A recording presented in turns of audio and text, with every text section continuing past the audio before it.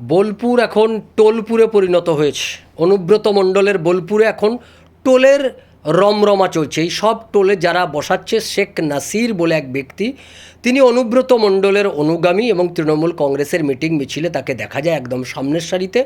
সেই শেখ নাসিরের নামে চলছে টোল, দেদার টোলে টোলের নামে তোলাবাজি চলছে বীরভূম জেলা জুড়ে। এটাই ওখানকার মানুষের অভিযোগ।